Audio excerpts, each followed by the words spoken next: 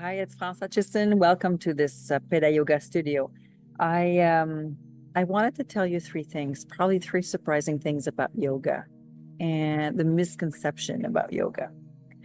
So when I teach yoga and I practice yoga, first, yoga does not need perfection. So no perfection means you don't have to worry about the pose. You don't want you don't have to be worried about your body style, clothing, if you have makeup or not. You have to worry about one thing, about your well-being. So yoga, first misconception is that you have to be in the perfect shape, perfect mode to start doing it. Obviously, it's quite the opposite. Sometimes you kind of need yoga when there's never the perfect moment or the perfect setting. Second thing or misconception that I noticed, and I kind of learned it while I was doing it, is that yoga is more about the inner feeling than the outer posture.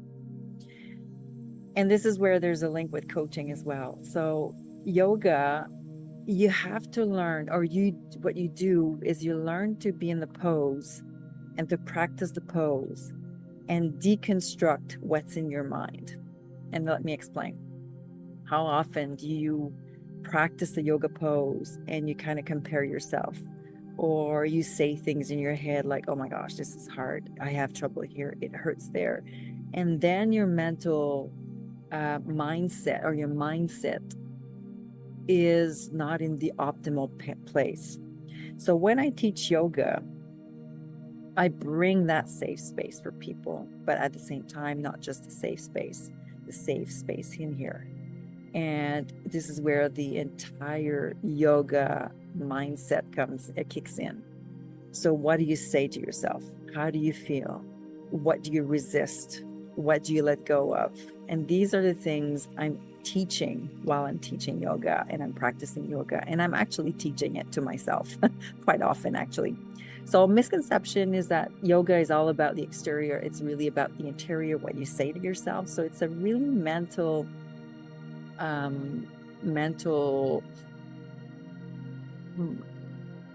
exercise.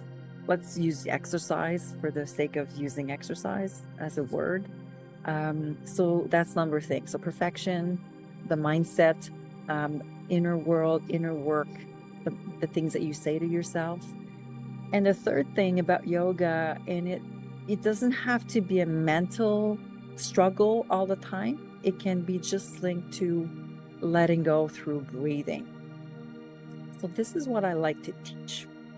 So if you're interested in learning the soft way, not the hard way, I kind of like to learn the hard way all the time. I kind of take pleasure in making sure it's a hard session. I work hard, I feel my muscles and everything, but it doesn't have to be that way. I actually learned the opposite, that when you learn to let go, you learn to visualize things, you learn to say positive things, and you bring that manifestation mindset, it works.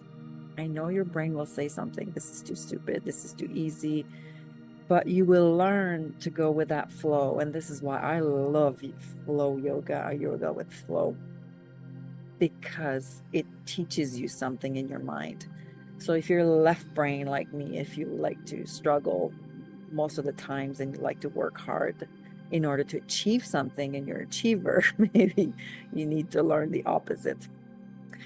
So try these three things, three myths about yoga. And if you love what I'm teaching, please subscribe. Please tell me what you want to learn.